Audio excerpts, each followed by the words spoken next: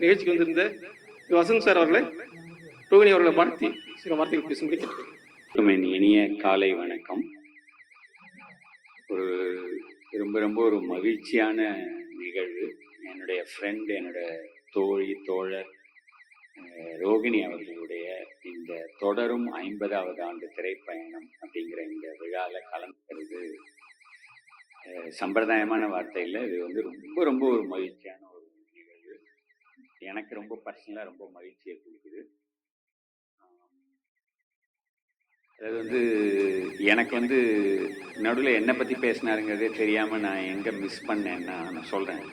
உழைக்கும் மகளிர் என்னது அந்த அந்த அதை பற்றி நான் ரொம்ப தெரியல. எனக்கு வந்து அது ரொம்ப சந்தோஷமா இருந்தது. அந்த மகிழ்ச்சியில் அடாடாடா ஐயோ நம்ம வந்து இப்படி இன்னும் இவங்க இன்னும் நம்மளை கூப்பிடலையே, இன்னும் அங்கே போகலையேன்னு அவரே சொல்கிற மாதிரி எங்கே ஃபங்க்ஷன் டெய்லி நான் கிளம்பிடுவேங்கிறத அவருக்கு சொன்னார். அப்படி இல்லை, பட் இருந்தாலும் இதை பற்றி நான் ரொம்ப மைண்டில் எனக்கு அப்படியே ஓடிக்கிட்டே இருந்தது. அதெல்லாம் இது வந்து எனக்கு தெரியாமலே இருக்கு அப்படின்னு. இது எத்தனை வருஷமா இருக்கு? 18. Okay. Oh super, congratulation, very very nice and brilliant. அந்த விஷயத்துல அப்படியே அதை நான் இம்மர்ஸ் ஆயிட்டேன். அவர் அப்பதான் என்னை பத்தி சொன்னாருங்கிறது எனக்கு தெரியல. ஓகே, அதனால உங்க முன்னாடிலாம் வெக்கப்படுற ஒரு வாய்ப்பு ஆயிடுச்சு. சரி, எனக்கு வந்து ரோகிணி அப்படிங்கிறவங்க என்னங்கிறத பத்தி நான் ஒரு சுருக்கமான பேசுறேன். ஆனா ரொம்ப ஆத்மார்த்தமா பேசுறேன். நான் நிச்சயமா நான் இன்னைக்கு வேற ஒரு ஊருக்கு போயிருக்கணும். ஆனா கண்டிப்பா ஊருக்கு போறத வந்து ஒரு 12 மணிக்கு வீட்டுல இருந்து கிளம்பலான்னு தள்ளி வச்சுட்டு நான் இங்க பேசிட்டு போகணும்னு நினைச்சேன். அதை தான் நான் அஜயன் பாலாட்ட சொன்னேன். ஸோ அதனால எல்லாரும் வந்து நான் கொஞ்சம் விரைவா பேசிட்டு கிளம்புறதுக்கு மன்னிக்கணும். ஆனா கலந்துக்கிறது ரொம்ப முக்கியமா இருக்குது எனக்கு. ஏன்னா எனக்கு வந்து ரோஹிணிங்கிறவங்க வந்து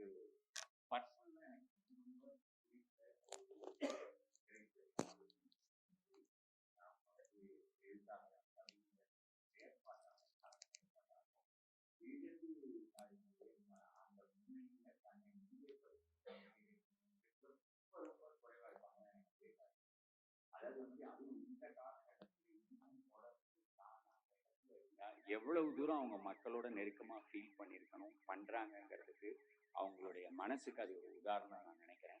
நீங்க வந்து கொண்ட கொள்கையில வந்து மாறாம துணிந்து செயல்படக்கூடியதற்காக ஒரு பெண்ணிய வீராங்கனையா தான் நான் வந்து ரோகிணியை பார்க்கிறேன். ஒரு எங்கெங்கெல்லாம் நான் ரோகிணியை பார்த்துருக்கேன் அப்படின்னு யோசிச்சு பார்த்தேன். ஃபர்ஸ்ட் எங்க பார்த்தேன், எப்படிலாம் பார்த்துருக்கேன். முதல்ல ரோகிணிங்கிறவங்க வந்து அப்கோர்ஸ் சினிமாவில் டிவியில வந்து நான் அவங்க ஏதோ டேட்டா படி அவங்க முருகன் அடிமையா ஏதோ ஒரு படம் தமிழ் படத்துல முதல்ல நடிச்சிருக்காங்க. நான் தெலுங்கு படம் பார்த்துருக்கிறதுக்கு வாய்ப்பு இல்லை. முருகனா ஆனா குழந்தை நட்சத்திரமா அவங்களோட முகம் எனக்கு கண்டிப்பா ஞாபகம் இருக்கு. அது வந்து ஏதோ முருகனுக்குன்னு ரொம்ப கரெக்டா செட்டார ஒரு குழந்தைத்தனமான ஒரு கரெக்டா முருகனா அவங்க பேசினது, அந்த மாதிரியான விஷயங்கள் நினைவுல இருக்கு. அதை தாண்டி வந்து நான் அசிஸ்டன்ட் டைரக்டரா பாலச்சந்திரன் சார்ட்ட ஒர்க் பண்ணிட்டு இருந்த பீரியடு புதுப்புதர்த்தங்கள் டைம்னு நினைக்கிறேன். நான் அது 88, 89 எனக்கு தெரியல. அந்த பீரியட்ல தீவிரமா இவங்களோட ஒர்க் பண்ற மாதிரியான ஒரு சூழ்நிலை வரும் போல இருந்தது. நான் அசிஸ்டன்ட் டைரக்டரா இருக்கும்போது பாலச்சந்திரன் சார் இவங்க வந்து அவங்க பண்ணலன்னு நினைக்கிறேன் ஒரு அதனால வந்து எனக்கு வந்து ரொம்ப ஒரு எதிர்பார்ப்பே இருந்தது. மிகச்சிறந்த ஒரு நடிகையா நான் நினைக்கிறவங்க அந்த பாலச்சந்தர் சார் என்னுடைய குருநாதர் வழியா தான் வந்து முதல்ல அந்த மாதிரியான ஒரு தொடர்பு கிடைச்சது, தெரிஞ்சுது. மறுபடியுங்கிறது வந்து என்னை பொறுத்த வரைக்கும் அவங்களோட லைஃப் டைம் பர்ஃபார்மன்ஸ் நினைக்கிறேன். அதாவது வந்து இவ்வளவு வந்து ஒரு நம்மளுக்கு வந்து பிடிக்கக்கூடிய கதாபாத்திரம் கிடையாது.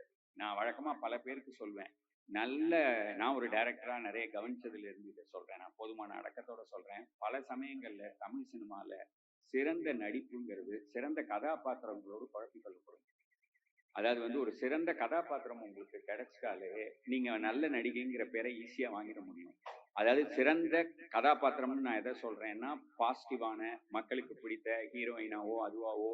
இப்போ வந்து நீங்க வந்து ரொம்ப கஷ்டம் எங்கன்னு கேட்டீங்கன்னா நெகட்டிவ்னு வார்த்தையை யூஸ் பண்ணிடக்கூடாது. ஆனா இவ்வளவு நெருக்கமில்லாத ஒரு கதாபாத்திரத்தை ஏற்று மறுபடியும் இல்லை. ஏன்னா ஈஸியா ஒய்ஃப் தான் கரெக்ட் இல்லை நம்ம ஊர்ல. உடனே இந்த சைட்ல இருந்து ஒரு கதாபாத்திரத்தை ஏற்று அதை அவ்வளவு பவர்ஃபுல்லா பண்ணி ஒரு சைக்கலாஜிக்கல் இஷ்யூஸ் இருக்கிறவங்களா அவங்கள வந்து நம்மளுக்கு வந்து இவ்வளவு ஒரு சிறந்த நடிப்பை ஒருத்தர் வெளிப்படுத்தி இவ்வளவு பேரும் வாங்க முடியுமா? கிட்டத்தட்ட 34 வருஷம் இருக்கும்னு நினைக்கிறேன் அது ரிலீஸ் ஆகி. 30+ இயர்ஸ் நிச்சயமா இல்லையா? எப்போ என்ன 90யா? 92னாலே 32 இயர்ஸ். ஆமாம், நான் மேக்ஸில் கரெக்ட் தான். ஓகே தானே? 32 இயர்ஸ். ஸோ 32 இயர்ஸாக வந்து இவ்வளவு மறக்க முடியாத ஒரு கதாபாத்திரமாக அது இருக்குது நம்ம மனசில். ஆசை வந்து எனக்கு வந்து அவங்க எனக்கு என்னன்னு தெரியல. நான் she has been always very very nice and sweet to me, அப்படிதான் நான் சொல்லுவேன். நான் அவங்கள வந்து பெரிய லெவலில் வந்து பவுனு தான் மாதிரியோ மறுபடியும் அளவுக்கோ கூட ஒரு பெரிய ரோல், ஃபுல் ஃப்ளெஜ்டு ரோல் படங்கள் அவங்களோட நான் பண்ணதே இல்லை. அதுக்கு ஏதோ காரணங்கள் கரெக்டாக அமையலை. இத்தனைக்கும் வந்து என்னோட படத்தில் வந்து இது கௌதமியாக இருக்கட்டும், ராதிகாவாக இருக்கட்டும், நிறைய ஹீரோயின்ஸோட ஹீரோயின் ஓரியன்ட் ஃபிலிம்ஸ் தான் பண்ணியிருக்கேன். என்னவோ நானும் ரோகிணியும் ஃபுல் ஃப்ளெஜ்டு ஃபிலிம் பண்ணலை. அது என் மனசில் இருந்துக்கிட்டே இருக்கும். ஏன்னா நமக்கு சில பேர் மேலே அவங்களோட நடிப்பு மேலே ஒரு மதிப்பு இருக்கும். நான் என்ன அதான் தொடருது. நான் சொல்றது வந்து இன்னும் இப்பதான் கரெக்ட். ஆக்சுவலா வந்து வயசாக ஆக 2 பேருக்கும். ஸோ அதனால என்ன ஆகுதுன்னா நம்மளால வேற விதமா அந்த விஷயங்களை பார்க்க முடியும், அணுக முடியும்.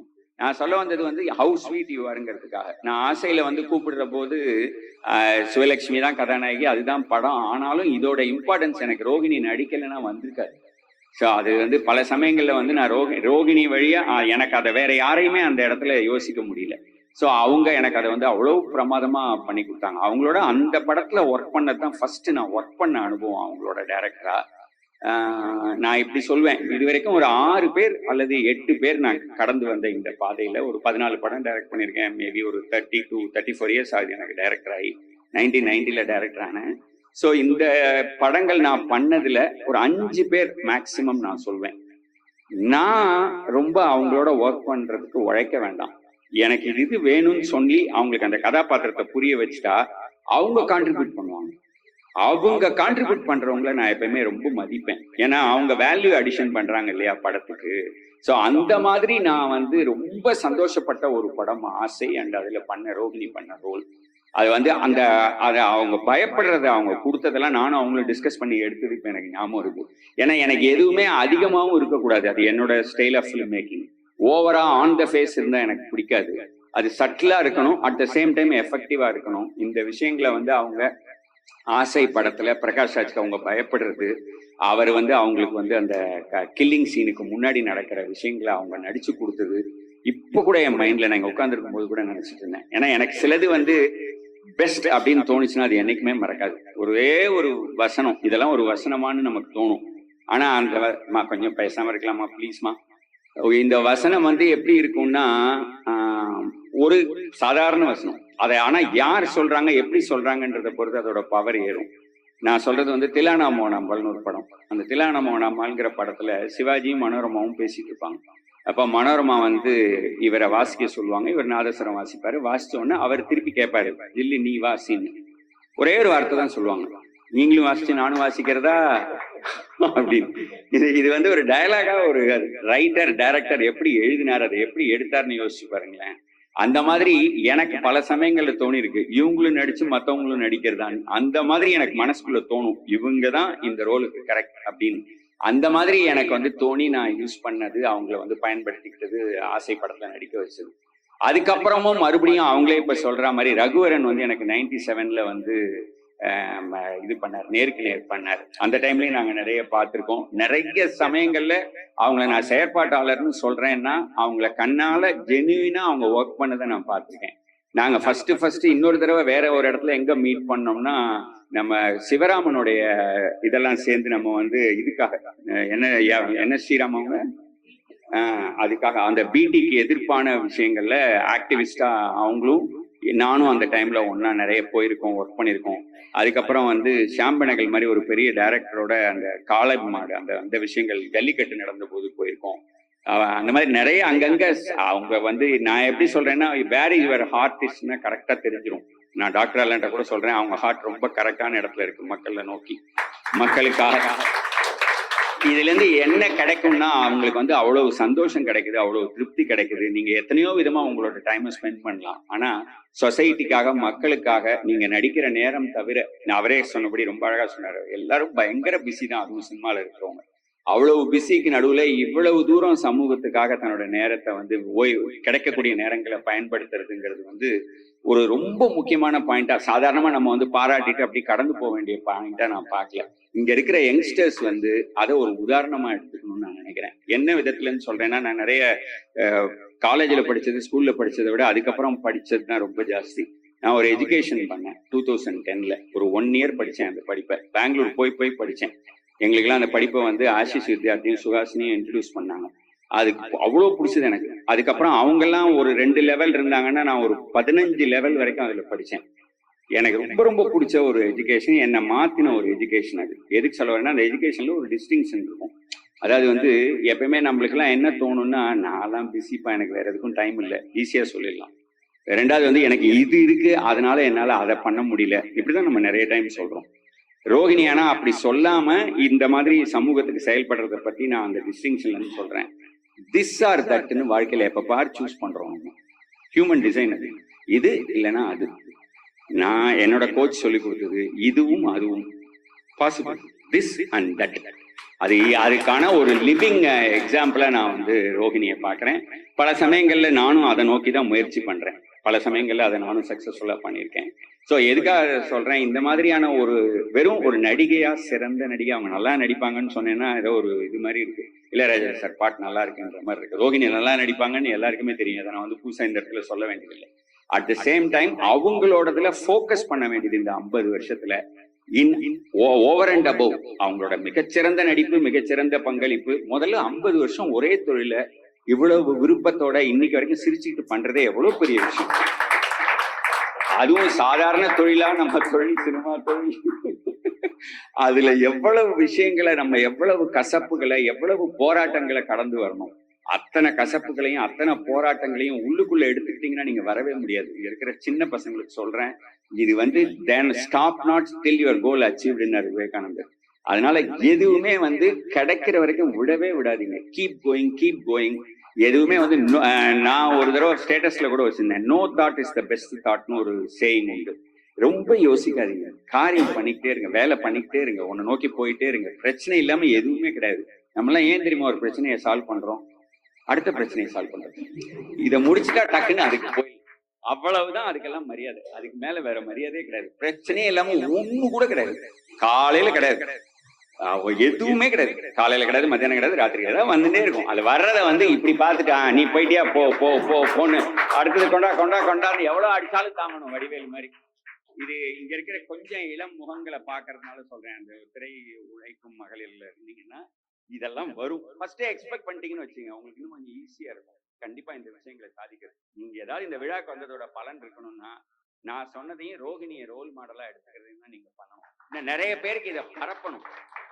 சாதாரணம் கிடையாதுங்க, நிஜமாவே. 50 வருஷம் ஒரு லேடி தனியா நின்று பர்சனல்ல அவங்களுக்கு என்னென்னவோ எத்தனையோ விஷயங்களை தாண்டி ஒரு குழந்தைய அவ்வளவு அழகா வளர்த்து, அவங்க பண்ணாத சாதனைகள் கிடையாது. எனக்கு நிறைய சொல்றதுக்கே வேண்டாம், அதெல்லாம் உங்களுக்கே பாதி தெரியும். Great human being. அந்த மனசை விடாம வச்சிருக்காங்க. எனக்கு வந்து அவங்க பாயசம் வந்து லேட்டஸ்டா ஒர்க் பண்ணாங்க. நான் லாஸ்டான்னு சொல்லல, கவனிக்கிறவங்க, லேட்டஸ்டா ஒர்க் பண்ணாங்க. கண்டிப்பா ஒர்க் பண்ணுவோம். எனக்கு அதுக்கு ஒரு பெரியவங்க சப்ஜெக்ட் இருக்கு. ஓகே, ஸோ அவங்க வந்து பாயசத்துல அவ்வளவு நல்லா பண்ணாங்க. எனக்கு அஜயன் பாலா பாயசம் விட்டது ரொம்ப வருத்தம். திருப்பி ஏதாவது நடுவில் கோஆர்டினேட் பண்ண வரும்போது சொல்லிடுங்க. ஓகே, அது வந்து பாயசத்துல வந்து அவங்க யார் இல்லையோ அதுவா நடிச்சாங்க. அதுக்கான அவ்வளவு டெடிகேஷனோட இருந்தாங்க. எனக்கு பார்த்தா நம்ம எங்க இருக்கிறத பத்தி ரொம்ப நம்புற அளவுக்கு அடுத்தவங்களை நம்புறது இல்லை. இவங்க டைலாக் எல்லாம் மறந்துடுவாங்களோன்னுலாம் நினைச்சேன். எனக்கு ஆச்சரியப்படுத்துற அளவுக்கு பேப்பரை எப்பதான் வாங்கினாங்க அசிஸ்டன்ட் எடிட்டர் இருந்து, எப்ப படிச்சாங்கன்னே தெரியாது.